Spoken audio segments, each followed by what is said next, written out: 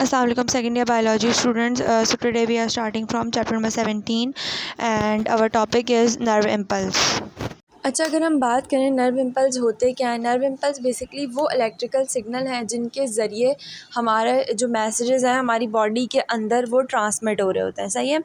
अच्छा, depends on the flow of ions. It's mean के अगर आइंस जो है वो वक्त पर फ़्लो हो जाएंगे, वक्त पर जो है वो इधर से उधर ट्रैवल हो जाएंगे तो फिर ट्रांसपोर्ट हो जाएंगे, ट्रैवल बोल रही हूँ।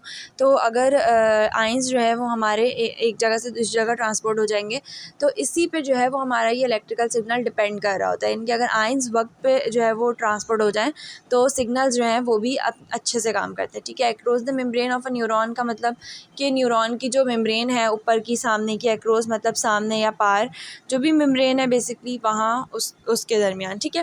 अच्छा, the signal begin as a change in the electrical gradient across the cell plasma membrane. अच्छा, वेरी इंटरेस्टिंग बात यह है कि सिग्नल जो है वो तब स्टार्ट होता है जब कोई चेंज इलेक्ट्रिकल चार्ज के अंदर आना शुरू होता है। ठीक है।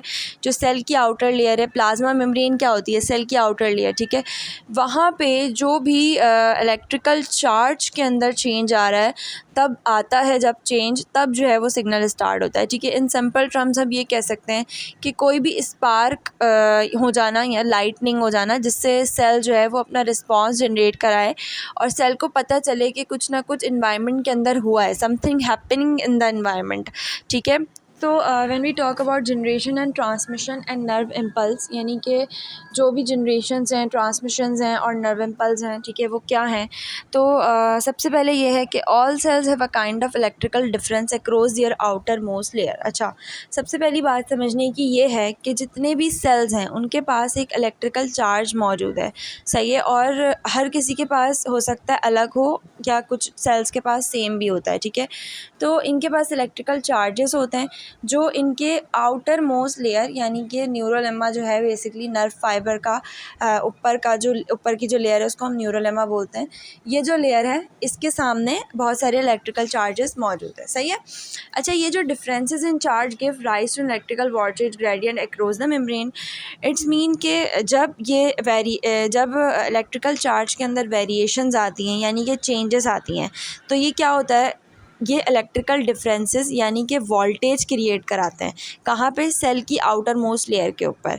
ठीक है। और ये जो वोल्टेज होता है, ये जो इलेक्ट्रिकल डिफरेंस होता है बेसिकली ये क्या करता है, सेल की आउटर मोस्ट लेयर को मेजर करता है और इसको हम क्या कहते हैं, मेम्ब्रेन पोटेंशियल कहते हैं। ठीक है। यानी कि वोल्टेज जो है वो क्या करे, न्यूरोलेमा को मेजर करे। सही है। उसको हम क्या बोलते हैं, मेम्ब्रेन पोटेंशियल बोलते हैं।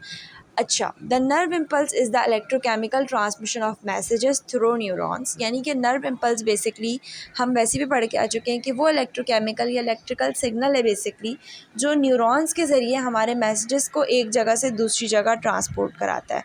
इट ट्रैवल थ्रू डेंड्राइट्स और एक्सॉन्स, यानी कि ये डेंड्राइट्स और एक्सॉन्स के ज़रिए ट्रैवल करता है due to the voltage proteinic gated channels.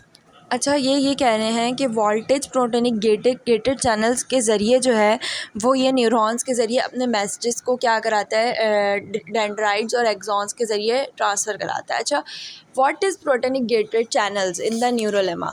देखो भाई, प्रोटीन्स का मतलब ये है बेसिकली कि ये जो क्या कहते हैं, हमारे ये जो प्रोटीन्स हैं, ठीक है, हमारी सेल मेम्ब्रेन के अंदर ये क्या करते हैं, आयंस के फ़्लो को कंट्रोल करते हैं। ठीक है। यानी कि कुछ ऐसे इलेक्ट्रिकली चार्ज पार्टिकल्स हमारे सेल के इन भी और आउट भी दोनों जगह मौजूद होते हैं जो आयंस के फ़्लो को कंट्रोल कराते हैं। ठीक है। यानी कि ये जो डेंड्राइट्स और एक्सॉन्स के ज़रिए ट्रैवल हो रहे हैं मैसेजेस, ये वोल्टेज प्रोटेनिक गेटेड चैनल्स के ज़रिए बेसिकली हो रहे हैं क्योंकि वोल्टेज प्रोटेनिक गेटेड चैनल्स क्या करते हैं, फ़्लो ऑफ आयंस को कंट्रोल कराते हैं। ठीक है। न्यूरोलेमा के अंदर, न्यूरोलेमा क्या है, नर्व फाइबर का आउटर मोस्ट लेयर है। ठीक है। अच्छा, these channel open and close in response to the electrical voltage. Neurolemma is polarized and form inside negatively, बिल्कुल absolutely charged with respect to the outside due to the distribution of ions. अच्छा, ये जो voltage protein gated channels है ना, ये कुछ tiny doors की तरह होते हैं हमारे nerve cells के outer layer में। ये open होते हैं, close होते हैं based on the electrical signal, यानी कि जो signal आ रहा होगा उसी के base पे क्या करेंगे, open और close होंगे। अच्छा, अगर हम बात करें नर्व की outer layer की जिसको हम न्यूरोलेमा कहते हैं, ठीक है, वहाँ वहाँ पर बहुत सारे नेगेटिव चार्जेस मौजूद होते हैं अगर हम आउटसाइड से कंपेयर करें, यानी कि इनसाइड में ज़्यादा नेगेटिव चार्जेस पार्टिकल्स जो है वो मौजूद होते हैं अगर हम उसको आउटसाइड से कंपेयर करें, क्योंकि चार्ज पार्टिकल्स जो है वो स्प्रेड होते हैं, ठीक है, यानी कि अंदर जो है वो बहुत ज़्यादा नेगेटिवली चार्ज पार्टिकल्स मौजूद होते हैं in compare to the outside, ठीक है। इन सिंपल टर्म्स हम ये कह सकते हैं कि ये जो चैनल्स होते हैं बिल्कुल गेट्स की तरह काम करते हैं, आइंस को लेट इन करते हैं, ठीक है, और नर्व सेल्स के अंदर फ़्लो करने की इजाज़त देते हैं। साथ साथ ये जो फ़्लो है ये इलेक्ट्रिकल सिग्नल्स के ज़रिए कंट्रोल हो रहा होता है, ठीक है। अच्छा, नर्व की जो आउटर लेयर है उसके पास नेगेटिव चार्ज मौजूद होते हैं अगर हम अंदर से कंपेयर करें, और ये जो डिफरेंस है चार्ज का ये इस वजह से क्योंकि चार्ज पार्टिकल्स जो है वो इसी तरीके से डिस्ट्रीब्यूट हुए हुए होते हैं, सही है। अच्छा, अब देखो डिस्ट्रीब्यूशन ऑफ आइंस है क्या, सही है, किस बेस पे इनको डिस्ट्रीब्यूट किया जाता है कि अंदर ज़्यादा नेगेटिव हैं और बाहर ज़्यादा पॉजिटिव हैं, ऐसा क्यों है। Okay, so polarization means the intracellular major positive ions are potassium and sodium are major extracellular ions। अच्छा, बिल्कुल इस तरह सोचो जैसे सेल जो है वो एक टाइनी पावर प्लांट है और इसके अंदर कुछ पॉजिटिव आयंस मौजूद हैं, ठीक है, जैसे पोटेशियम हो गया, और इसके आउटसाइड यानी कि बाहर कुछ पॉजिटिव आयंस मौजूद हैं जैसे सोडियम हो गया, और ये जो सोडियम है बाहर हैंग आउट कर रहे हैं, ठीक है। ये आयंस बिल्कुल लिटिल चार्जेस की तरह होते हैं और ये जो सेल की जो वॉल होती है ना, ये बिल्कुल बैरियर की तरह काम करती है, ये कुछ आयंस को अंदर आने देती है, कुछ आयंस को बाहर ही रखती है, ठीक है। और हमारे सेल को जो है वो ज़्यादा से ज़्यादा K+ की ज़रूरत होती है अंदर और ज़्यादा से ज़्यादा सोडियम की बाहर ज़रूरत होती है, तो इट्स लाइक अ बैलेंस कि एक इलेक्ट्रिकल टेंशन क्रिएट हो जाए, और ये बैलेंस जो है वो सेल के लिए क्यूरिकल भी है कि वो अपनी जॉब जो है वो प्रॉपर तरीके से परफॉर्म कर सके। इस सेटअप को हम पॉलराइजेशन कहते हैं कि Na जो है वो ज़्यादा से ज़्यादा बाहर रहे और K+ जो यानी कि जो पोटेशियम है वो हमारा अंदर रहे, इससे एक बैलेंस कायम रहे। ये सेटअप बेसिकली, ये जो सेटअप है इसको हम पॉलराइजेशन कहते हैं। क्या बना रहा है ये सेटअप, एक वोल्टेज इलेक्ट्रिकल पोटेंशियल बना रहा है हमारी सेल मेम्ब्रेन के अक्रॉस, ठीक है। अच्छा, so the concentration of potassium K+ is 30 times greater inside the fluid than outside and the concentration of sodium. अच्छा, पहली बात तो ये कि हमारे सेल के अंदर पोटेशियम आयंस बहुत ज़्यादा मौजूद होते हैं, जैसे 30 ट्वाइस अंदर मौजूद हों, सही है, और बाहर जो है वो कुछ बहुत ही फ्यूअर पोटेशियम ट्वाइस मौजूद होते हैं, सिर्फ एक मौजूद होता है, मतलब जितने 30 अंदर मौजूद होते हैं उसके मुकाबले में बाहर सिर्फ एक मौजूद होता है। और अगर हम सोडियम की बात करें तो सोडियम बाहर जो है वो 10 ट्वाइस मौजूद होंगे और अंदर जो है ना वो सिर्फ एक ट्वाई मौजूद होगा, बिल्कुल इस तरह जैसे bunch of sodium twice outside and just a few inside. ये जो कंसंट्रेशन है ये क्या बना रही है, डिफरेंस बना रही है, एक डिफरेंस क्रिएट कर रही है केमिकल बैलेंसिंग का, और हमारे सेल को रेडी कर रही है कि वो एक्शन परफॉर्म करे। अच्छा, उसके आगे क्या है कि distribution is created largely by the sodium potassium pumps which actively transport. अच्छा, इमेजिन करो कि सेल जो है वो एक बिजी वर्कशॉप है और यहाँ पर एक वर्कर है, सही है, जैसे सोडियम पोटेशियम पम्प जिसे हम कह सकते हैं, ठीक है। ये जो वर्कर है इसकी दो जॉब्स हैं, ठीक है। ये क्या करेगा, सोडियम Na को बाहर अंदर से क्या करेगा, बाहर लेके जाएगा, और पोटेशियम को जो है ना वो क्या करेगा, बाहर से अंदर लेकर आएगा। बिल्कुल ये इस तरह से काम करता है, ये वर्कर बाहर और अंदर कराता है सोडियम को और पोटेशियम को, ठीक है। इससे क्या होता है कि एक राइट बैलेंस जो है वो क्रिएट रहता है, और राइट बैलेंस क्या है कि लॉट्स ऑफ पोटेशियम जो है वो अंदर रहे और लॉट्स ऑफ सोडियम क्या रहे, बाहर रहे। और ये बिल्कुल एक पंप वर्कर की तरह होते हैं, एक कांस्टेंट डांस कर रहे होते हैं और मेक श्योर कर रहे होते हैं कि हर चीज़ जो है ना वो अपने बैलेंस में स्टे रहे और सेल का जो बैलेंस है ना वो भी राइट वे में रहे, ठीक है। Okay, so the channel in membrane are specific to eyes and allow only one kind of eye, one kind of and restrict other ions to pass through. अच्छा, ये जो चैनल्स होते हैं ये बिल्कुल स्पेशल गेट्स की तरह होते हैं जिनमें कुछ की होल्स मौजूद होते हैं। ये जो गेट होते हैं ये बहुत पिकी होते हैं, ये सिर्फ एक टाइप ऑफ आइन को अलाउ करते हैं कि वो अंदर जाएं, जैसे पोटेशियम को अलाउ करते हैं कि वो जा सकें अंदर, ठीक है। और having it's like having a key that fits perfectly into the potassium keyhole, बिल्कुल इस तरह जैसे एक की हो और वो पोटेशियम की होल में ही फिक्स हो रही हो। अगर हम दूसरे आइन की बात करें जैसे सोडियम की, तो वो राइट वे में जो है नहीं होते ना, तो गेट जो है वो उनको अंदर नहीं जाने देता। वो इस तरह से कहता है, it's like saying sorry you don't have the right की फॉर दिस पार्टी, बिल्कुल इस तरह, ठीक है। ये जो सिलेक्टिव प्रोसेस होता है स्पेसिफिक आइंस का, गेट इन का और आउट का, ये सेल के एनवायरनमेंट को अच्छा रखने में हेल्प करता है, बिल्कुल इस तरह के उनको जिस तरह रहना चाहिए बिल्कुल इसी तरह। ओके। सो जो नेगेटिव आइंस होते हैं हमारे नर्व फाइबर के आउटर लेयर के ऊपर न्यूरोलमा के पास, तो वो होते हैं क्लोराइड, PO4, SO4, सही है। और कुछ प्रोटीन्स भी होते हैं जो अंदर प्रोड्यूस हो रहे होते हैं और सेल के अंदर डिफ्यूज़ नहीं होते, ठीक है। सेल के बाहर डिफ्यूज़ नहीं होते, sorry. Okay, let's talk about resting membrane potential, RMP. So, a resting nerve cell is the condition when it is not being stimulated. अच्छा, जब हम बात करते हैं नर्व सेल की तो इमेजिन करो कि नर्व के सेल को ब्रेक चाहिए, ठीक है। जैसे एक रेस्टिंग सुपर हीरो होता है, बिल्कुल इस तरह। ये क्या करते हैं, अपने चिल मूड के अंदर जो इनकी आउटर वॉल होती है वो बहुत पिकी होती है कि ये किसी को इंटर होने नहीं देते।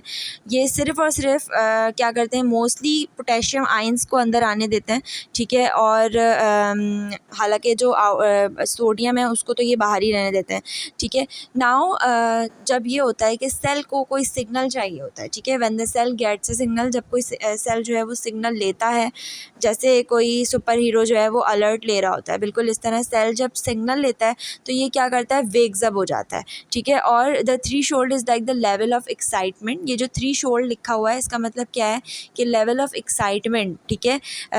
एक्साइटमेंट का वो लेवल जो चाहिए होता है कि एक्शन को दोबारा स्टार्ट करें, सही है, नीडेड टू स्टार्ट एक्शन, सही है। जब ये एक दफ़ा हिट कर लेता है तो सेल जो है वो अपने एक्शन मोड में चले जाता है और सोडियम को इन होने देता है और पोटेशियम को आउट होने देता है।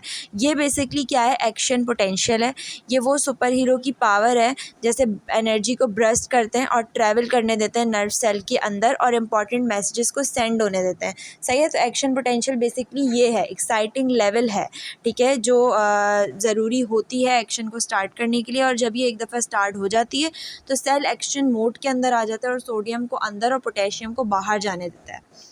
Okay, so the potential difference, the positive and negative charges across the cell membrane are called the membrane potential. अच्छा, इस तरह से जैसे सेल जो है वो एक स्पेशल पावर है बैटरी की तरह, ये जो पावर है, पावर डिफरेंस है, इसको हम मेम्ब्रेन पोटेंशियल कहते हैं। यानी कि जो सेल की स्पेशल पावर है बैटरी की तरह, इसको हम बेसिकली क्या कहते हैं, पावर डिफरेंस कहते हैं, मेम्ब्रेन पोटेंशियल कहते हैं। ये बिल्कुल ये है कि पॉजिटिव और नेगेटिव चार्जेस को ये बैलेंस रखते हैं, ठीक है, सेल बॉर्डर के अक्रॉस, ठीक है। जब सेल जो है वो रेस्ट कर रहा होता है तो इसकी बैटरी कहाँ कितने % होती है, -70 मिली वोल्ट्स होती है, ठीक है। यानी कि जो रेस्टिंग मेम्ब्रेन पोटेंशियल है, यानी कि सेल का जो रेस्टिंग का बैटरी का वो है वो कितना है, -70 मिली वोल्ट्स है, ठीक है। और ये जो नेगेटिव साइन है बेसिकली क्या शो करा रहा है, ये इसलिए है क्योंकि यहाँ पे ज़्यादा नेगेटिव आइंस जो हैं वो अंदर मौजूद हैं, सही है। इसको एक cool creating in cool calm state बना रहे हैं, ठीक है। जैसे it's like the inside of the cell has more negative vibes, जैसे सेल के अंदर का जो पार्ट है उसमें ज़्यादा नेगेटिव वाइब्स मौजूद हैं, ठीक है, ज़्यादा नेगेटिव बना रही हैं, ठीक है। Okay, so neurons are excitable, means they respond to change in their surroundings. Okay, it's mean के न्यूरॉन्स जो है ना वो बिल्कुल अलर्ट सुपर हीरोज़ की तरह होते हैं और स्टिमुलाई को हमेशा रिएक्ट करते हैं। स्टिमुलाई क्या है, चेंज है कोई भी इंटरनल या एक्सटर्नल एनवायरनमेंट में, तो न्यूरॉन्स जो है होते हैं वो क्या करते हैं, स्टिमुलाई पे हमेशा रिएक्ट करते हैं। या कोई भी चेंजेस आ जाते हैं तो न्यूरॉन्स जो है वो फ़ौरन जो है वो रिएक्ट करते हैं, ठीक है। और ये कभी भी हो सकता है जब भी उनको अटेंशन की ज़रूरत होती है। This could be anything that catches their attention, यानी कि कोई भी चीज़ जो है वो ये अटेंशन ले सकती है। साथ साथ क्या लिखा हुआ है कि this respond to changes in the this response to stimuli affect the membrane potential. इसका मतलब कि ये जो चेंजेस और स्टिमुलाई होती हैं ये मेम्ब्रेन पोटेंशियल को अफेक्ट करती हैं। मेम्ब्रेन पोटेंशियल क्या है, बेसिकली वो इलेक्ट्रिकल वोल्टेज डिफरेंस जो सेल मेम्ब्रेन के अक्रॉस हो रहा होता है, सही है, ये उस वोल्टेज को क्या करती हैं, अफेक्ट करती हैं ये चेंजेस, ठीक है। If the membrane potential become more negative than the resting potential, और अगर मेम्ब्रेन पोटेंशियल जो है वो बहुत ज़्यादा नेगेटिव हो जाए रेस्टिंग पोटेंशियल से ज़्यादा, तो ये क्या हो जाएगा, मेम्ब्रेन हाइपर पोलराइज्ड हो जाएगी। अच्छा, रेस्टिंग पोटेंशियल क्या है, बेसिकली वो मेम्ब्रेन पोटेंशियल है सेल की जब ये एक्टिवली सेंडिंग सिग्नल्स नहीं कर रहे होते और रेस्टिंग स्टेट में होती है, सही है। यानी कि इसका मतलब ये है कि जब ये रेस्टिंग पोजीशन में रेस्टिंग पोटेंशियल से ज़्यादा मेम्ब्रेन पोटेंशियल जो है हमारे पास नेगेटिव हो जाती है तो हमारी जो मेम्ब्रेन होती है वो हाइपर पोलराइज्ड हो जाती है। इसका मतलब यही है कि अगर सेल जो है वो बहुत ज़्यादा एक्स्ट्रा चिल्ड हो जाए या एक्स्ट्रा रिलैक्स कर ले, ये तब होता है जब नेगेटिव चार्ज जो है वो सेल के अंदर ज़्यादा इंक्रीज़ हो जाए, सही है, ज़्यादा से ज़्यादा नेगेटिव हो जाए, तो इसकी रेस्टिंग स्टेट ज़्यादा से ज़्यादा नेगेटिव हो जाए तो हाइपरपोलराइजेशन बढ़ती है। अच्छा, हाइपरपोलराइजेशन क्या है कि सेल जो है वो लेस लाइकली होगा कि वो इलेक्ट्रिकल सिग्नल्स फायर करे, ठीक है, ऐसी स्टेट में चले जाएगा जहाँ पे उसको मोर स्टिमुलेशन की ज़रूरत होगी ज़्यादा से ज़्यादा दोबारा से एक्टिव होने के लिए, बिल्कुल इस तरह जैसे हम सेल को पुश कर रहे हों कि वो अब रिलैक्सेशन से बाहर निकले, ठीक है, और एक्साइटेड हो, यानी कि उसकी एक्साइटेशन स्टेट जो है वो बढ़े, ठीक है। तो हाइपरपोलराइज्ड यही होता है कि सेल जो है वो ज़्यादातर रेस्टिंग पोजीशन में जाए और फिर उसको एक्साइटेशन स्टेट में दोबारा से लाने के लिए हमें पुश करना पड़े। सो इसके बाद लिखा हुआ है कि and if the membrane become less negative than the resting potential the membrane depolarized. बिल्कुल इसी तरह अगर मेम्ब्रेन जो है वो लेस नेगेटिव हो जाए अपनी रेस्टिंग पोटेंशियल से तो फिर वो डीपोलराइज हो जाती है। जैसे सेल जो है वो ज़रा सा एक्साइटेड होना शुरू हो, सही है। डीपोलराइजेशन तब होती है जब नेगेटिव चार्ज जो है वो डिक्रीज़ हो जाए सेल के अंदर, और इससे क्या होता है जो रेस्टिंग स्टेट होती है वो कम से कम नेगेटिव होती है, ठीक है। ये जो चेंज है चार्ज के अंदर ये क्या करता है, सेल को ज़्यादा से ज़्यादा इलेक्ट्रिकल सिग्नल्स फायर करने में हेल्प कराता है और एक्टिव रहने में हेल्प कराता है। So depolarisation is like pushing the cell toward an exciting state, preparing it for action. membrane when the membrane is at rest K plus ions accumulate inside the cell। था जब ये membrane जो है वो resting position पे होती है तो K plus ions जो है वो accumulate होते हैं, यानी कि जमा होते हैं सेल के अंदर due to the net movement, यानी कि overall movement with the concentration gradient. Concentration gradient means basically वो डिफरेंस जो पोटेशियम आयंस का बाहर और अंदर है सेल के, यानी कि बाहर जो है वो सेल में पोटेशियम की कंसंट्रेशन जो है वो कम है और सेल के अंदर जो है वो पोटेशियम की कंसंट्रेशन ज़्यादा है। तो जब पोटेशियम आयंस जो है वो सेल के अंदर मूव होते हैं तो उसको हम ये बोलते हैं कि due to the concentration gradient, it's mean कि दे आर मूविंग, ठीक है, they are moving from outside to inside, ठीक है। और इसका मतलब ये भी हो सकता है कि जहाँ पे वो कम है वहाँ पे वो आ रहे हैं, हालांकि वो जहाँ पे ज़्यादा थे उससे बानिस्बत वो जहाँ पे कम थे वो वहाँ ज़्यादा आ रहे हैं, ठीक है। अच्छा, the negative resting membrane potential is created and maintained by increasing the concentration of cations outside the cell in the extracellular fluid relative to inside the cell in the cytoplasm। अच्छा, सबसे पहली बात ये है कि नेगेटिव रेस्टिंग मेम्ब्रेन पोटेंशियल हम किसे कहते हैं। बेसिकली जो हमारे सेल के अंदर एक स्लाइट नेगेटिव इलेक्ट्रिक चार्ज मौजूद होता है जिसको हम आउटसाइड से कंपेयर कराते हैं, उसको बिल्कुल एक टाइनी बैटरी की तरह होता है, उसको हम नेगेटिव रेस्टिंग मेम्ब्रेन पोटेंशियल कहते हैं, जो हमारे सेल के अंदर नेगेटिव इलेक्ट्रिक चार्ज मौजूद होता है। अच्छा, ये जो नेगेटिव चार्ज होता है ये क्रिएट भी होता है और मेंटेन्ड भी होता है, क्यों, ताकि जो है वो ज़्यादा से ज़्यादा पॉजिटिवली चार्ज आयंस जो हैं, केशंस जो हैं जो आउटसाइड मौजूद हैं, जैसे पोटेशियम हो गया, K प्लस आयन है वो जो भी पॉजिटिव चार्ज है वो बाहर से जो है वो अंदर आ सके, ठीक है। इस वजह से क्या होता है कि ये क्रिएट भी होते हैं और मेंटेन्ड भी करे जाते हैं, ठीक है। केशंस क्या हैं, बेसिकली वो आयंस हैं जिनका पॉजिटिव चार्ज होता है, जैसे कैल्शियम हो गया, सोडियम हो गया, पोटेशियम हो गया, तो ये तीनों क्या हैं, वो पॉजिटिव चार्जेस हैं, ठीक है।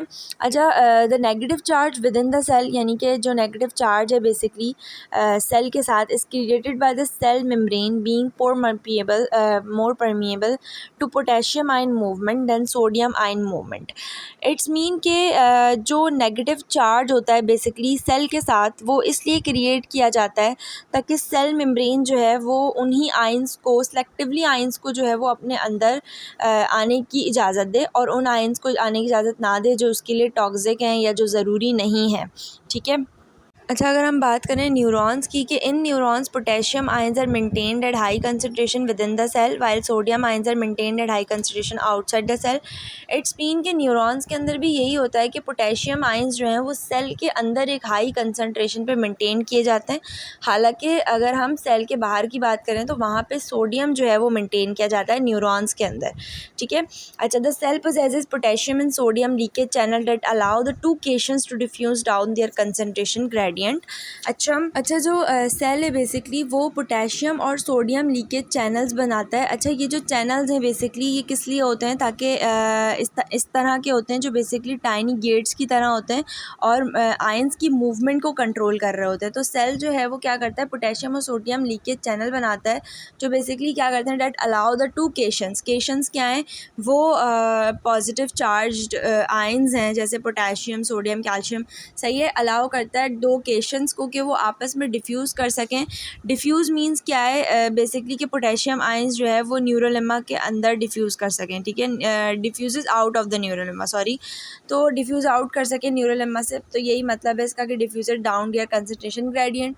अच्छा, how ever the neurons have far more potassium channels and sodium leakage channels, यानी कि न्यूरॉन्स के अंदर जो है वो पोटेशियम लीकेज चैनल्स जो है वो ज़्यादा होते हैं अगर हम इन कंपेयर टू बात करें सोडियम लीकेज चैनल्स की, क्योंकि हमें पोटेशियम जो है वो अपने सेल के अंदर ज़्यादा से ज़्यादा जो है वो ऐड करना होता है, इसलिए उसके चैनल्स जो है वो ज़्यादा होते हैं। देयरफॉर पोटेशियम लीक्स इन, और इसी वजह से पोटेशियम को जो है वो ज़्यादा लीक किया जाता है, ठीक है, because more cations are leaving the cell than are entering, क्योंकि बहुत सारे ऐसे केशंस होते हैं जो सेल को ज़्यादा से ज़्यादा लीव करते हैं, ज़्यादा से ज़्यादा इंटर करने से ज़्यादा लीव करता है। This causes the interior of the cell to be negatively charged relative to outside of the neurolemma, और इससे यही होता है कि सेल का जो भी इंटीरियर पार्ट होता है बेसिकली वो नेगेटिवली चार्ज पार्टिकल्स में तब्दील हो जाता है, जो भी न्यूरोलेमा का आउटसाइड पार्ट होता है बेसिकली। मीन्स के न्यूरॉन्स के बहुत सारी ओपनिंग्स होती हैं जिनको हम चैनल्स बोलते हैं बेसिकली, और इनसे क्या होता है, पोटेशियम आयंस जो है वो अंदर और बाहर मूव हो रहे होते हैं, और इसी तरह सोडियम आयंस भी। और पोटेशियम आयंस जो है ना वो क्या करते हैं, न्यूरॉन से मूव आउट होने में जल्दी से ज़्यादा हेल्प करते हैं कि जल्दी से जल्दी मूव आउट हों।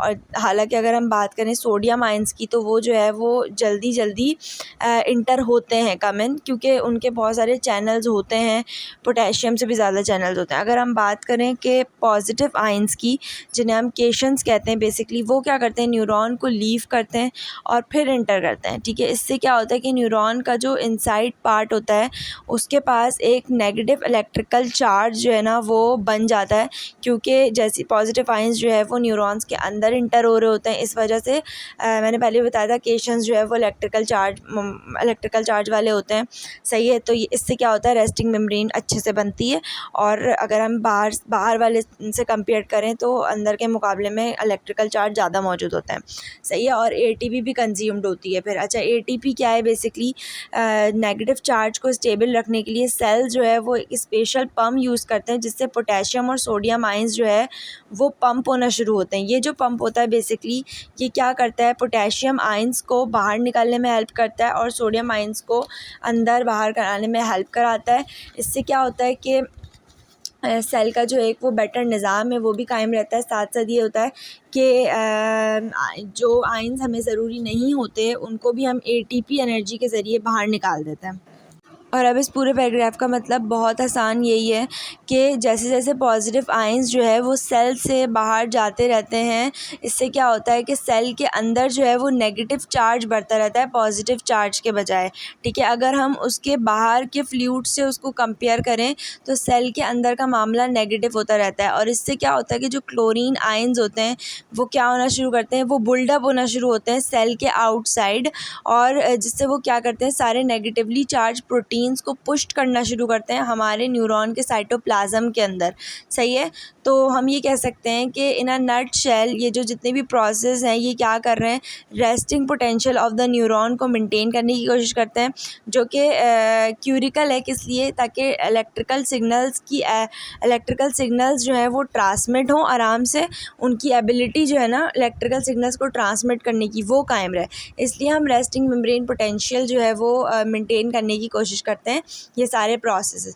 लेकिन जब ऐसा होता है कि ज़्यादा से ज़्यादा पॉजिटिव आयंस जो है वो पुश्ड आउट होने लगते हैं तो सेल के बाहर अंदर से, तो फिर जो है वो अंदर नेगेटिव चार्ज बढ़ने लगता है। अगर हम सराउंडिंग से जो है वो कंपेयर करें तो अंदर नेगेटिव चार्ज बनने लगता है, और इसकी वजह से क्या होता है कि जो क्लोरीन आयंस होते हैं वो बुल्डअप होना शुरू करते हैं सेल के आउटसाइड, सही है, और वो जिससे सारे नेगेटिव चार्ज पार्टिकल्स को पुश करना शुरू करते हैं न्यूरॉन के साइटोप्लाज्म के अंदर, ठीक है। और ये जो है वो बेसिकली अफेक्ट करता है रेस्टिंग मेम्ब्रेन पोटेंशियल को तोड़ने में।